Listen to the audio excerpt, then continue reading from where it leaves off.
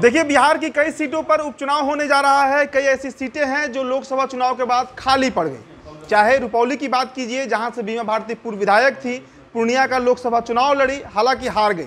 ऐसे ही और भी कई सीटें हैं।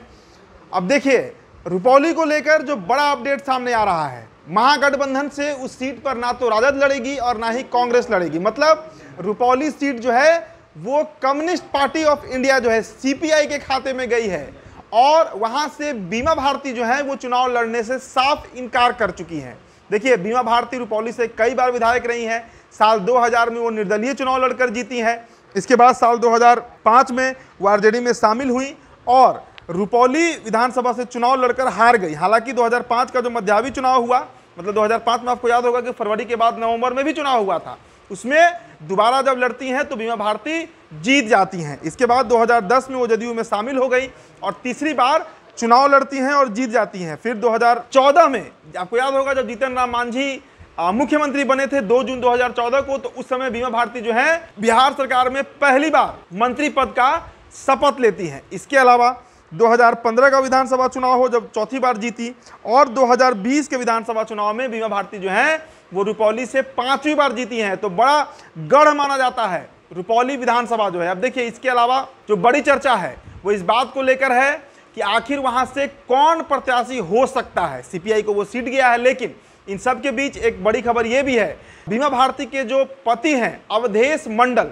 वो वहां से निर्दलीय ताल ठोक सकते हैं, मतलब निर्दलीय वहां से चुनाव लड़ सकते हैं। इसके अलावा जो चर्चा है कि वहां से सीपीआई से कौन लड़ेगा, तो विकास चंद्र मंडल का नाम जो है वो सामने आ रहा है। विकास चंद्र मंडल जो है वो सीपीआई के टिकट पर, मतलब महागठबंधन की तरफ से रुपौली विधानसभा, जहां पर 10 जुलाई को मतदान होना है, निर्वाचन आयोग ने तारीखों का ऐलान कर दिया है, उस दिन वहां पर बतौर महागठबंधन के प्रत्याशी विकास चंद्र मंडल जो है वो चुनाव लड़ सकते हैं। इसके अलावा आपको बताएं कि रुपौली विधानसभा सीट के लिए 10 जुलाई को होने वाले उपचुनाव के लिए 14 जून से नामांकन जो है, मतलब नॉमिनेशन की प्रक्रिया शुरू हो जाएगी और 21 जून जो है वो अंतिम तारीख होगी जिस दिन नामांकन मतलब आप कर सकते हैं। तो 14 तारीख से आज से उसकी शुरुआत हो गई है। इसके अलावा आपको बताएं कि 26 जून तक नाम वापस लिए जाएंगे और 10 जुलाई को वोट डाले जाएंगे और 13 जुलाई को काउंटिंग होगा।